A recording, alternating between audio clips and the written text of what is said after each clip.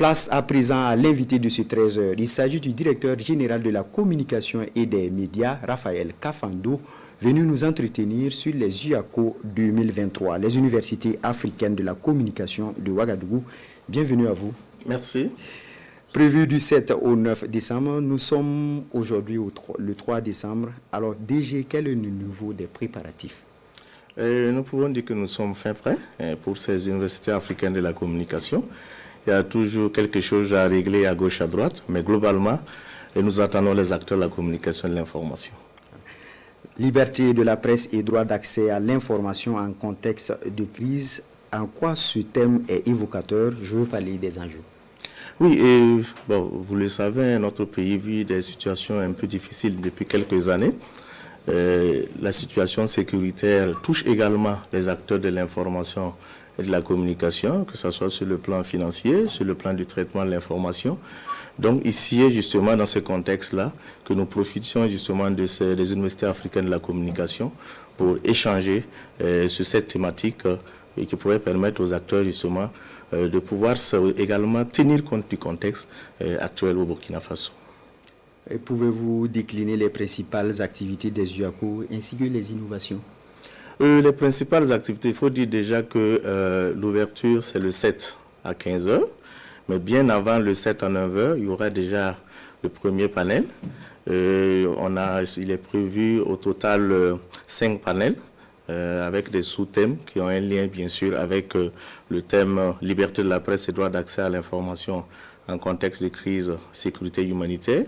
Nous avons une exposition où vous allez voir bien sûr les acteurs des médias, de la communication qui vont venir exposer sur bien sûr non seulement les professionnels de l'information mais aussi les nouvelles technologies qui ont un lien avec la communication.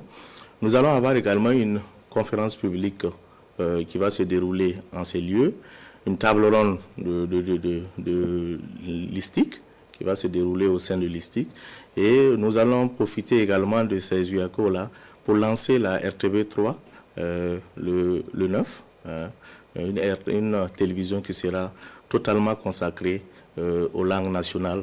Donc, comme innovation, je pense que j'ai déjà parlé d'un certain nombre d'activités. Vous voyez, il y a des conférences publiques, il y a des tables rondes. Nous avons également comme invité d'honneur deux journalistes très bien connus, M. Alain Foucault et M. Jules Domche, qui est le DG de Vox Africa. Donc voilà à peu près ce qui est prévu pour ces UACO. Voilà, c'est un grand rendez-vous. Les activités vont se dérouler où et quelles sont les conditions de participation? Les activités vont se dérouler essentiellement à l'université de Ouagadougou, au niveau de la salle des actes, au niveau des bâtiments P-Suite. Mais il y aura quelques activités en dehors. Donc il y aura l'ISTIC, qui est l'institut qui forme bien sûr les acteurs de l'information et de la communication, qui va organiser par exemple sa table ronde au sein de l'ISTIC. On va voir également une formation des correspondants de presse au niveau de l'ISTIC également. Il y a le lancement de la RTB3 à côté au sein de la RTB. Donc, à part ces activités qui vont se dérouler hors de l'université de Ouagadougou, la plupart des activités vont se dérouler à la salle des actes au niveau de l'université de Ouagadougou.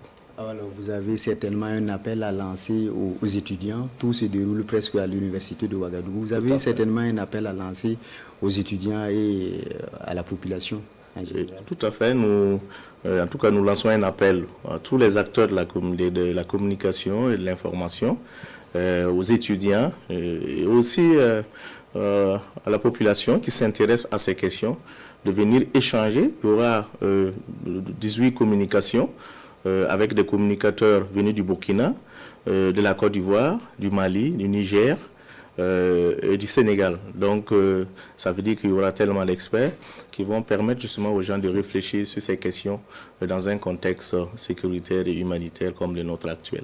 Alors DG, merci d'être venu et bonne édition des UACO 2023. Merci de nous avoir reçus. Et restez avec nous pour la suite de ce journal.